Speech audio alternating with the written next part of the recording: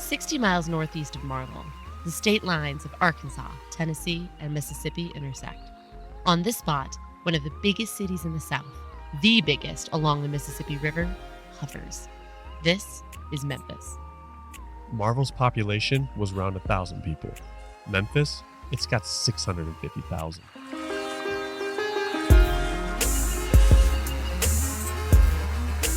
$2,000 people per square mile, 315 square miles, and that's just inside the city limits.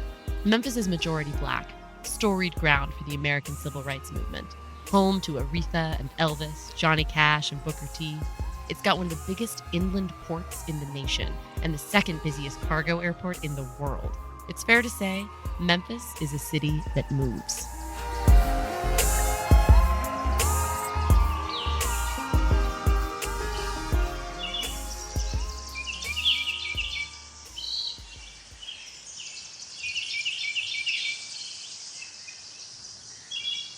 Where we are right now is one quiet place in the middle of so much sound, so much music, so many endless roads of concrete. If there's any patch of green between all those rows, the birds are going to be looking for it. Jacqueline and I go in search of the greenest space in the city we can find, and where we find it is here. We are in the city-famous Overton Park. In the heart of the city, there's a 172-acre urban forest of old-growth oak and hickory trees. It's like neutral grounds for just having a peace of mind. Anytime you go to Overton Park, whether it be just to relax, watch things happen, or just take in some sun, everybody just seems to be like in a better mental state when they're here. It's where we meet this guy, Jadarius Lewis. His name is Jadarius. He's in his early 20s and a native of the city. Born and raised, man, born and raised. Yes, sir. Following in the city's legendary tradition, Jadarius writes and produces music in Memphis's underground scene. I'm a producer and audio engineer for an up-and-coming studio called Studio 88. But when Jadarius wants a deeper, quieter kind of inspiration, he comes here. Get to hear the birds, man. Get to be lost in the green, just to,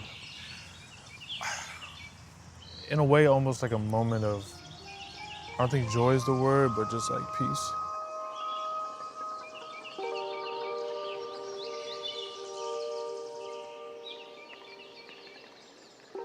If I remember correctly, when I was younger, there'd be little parks where there are like playgrounds and whatnot that I would like probably go into, but I didn't really get to just go outside where like I'm actually alone for a bit to, kind of just take some time to yourself.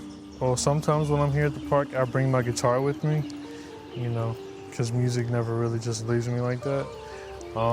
Sometimes I'll come across other musicians here at the park. You're just like, oh, yo, what's up? Or nothing, just chilling, We'll jam out. Just being able to step out and take in your surrounding environment. To hear maybe like the leaves rustling in the distance is one of the more serene things that I could think of. It's just like, yeah, I'm very much inspired by this. Like, nature's really speaking to me at this moment. His experiences here led him to create an experimental album a couple years ago, kind of a strange sonic journey through a forest. It's called Come With Me. With ears open in Overton Park, he thought, why not just add forest sounds and you can honestly feel like you're on that journey.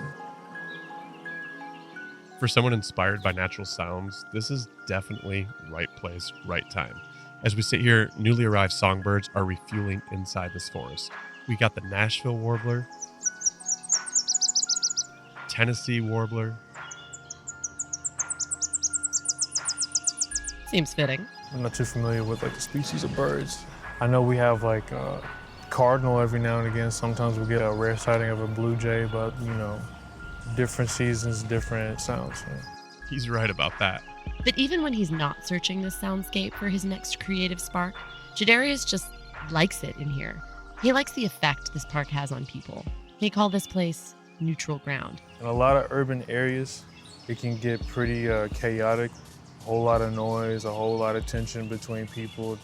And of course, given, it being the South and there being racial tension just about anywhere you look in the South, when everybody goes to Overton Park, it's just like, at least from my experience, it almost feels like all the other things that happen on the outside that's all dismissed the moment that you step foot in here. It's a nice little slice of heaven, if you will. He's grateful for Overton Park, but also he knows it. It's in the heart of his hometown.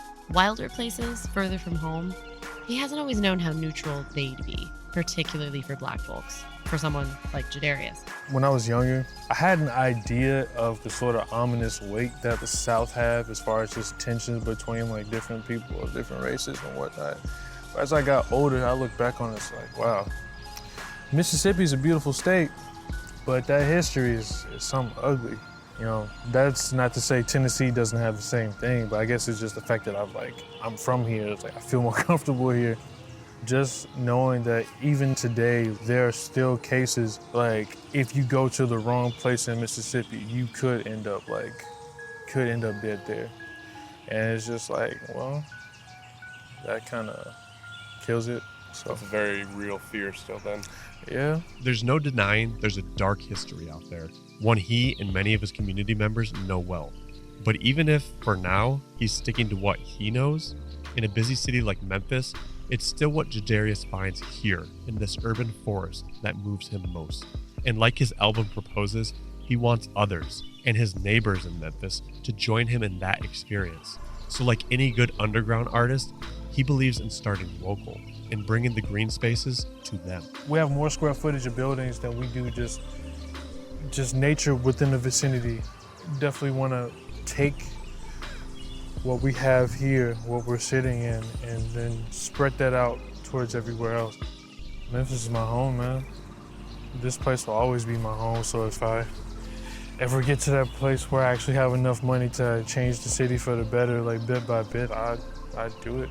Till then, he's finding ways to share the feel of the forest, one work of art at a time. One thing I'm just never a fan of is hearing birds at 4 in the morning when I'm still working. And that means I have to go to sleep, because I don't like that.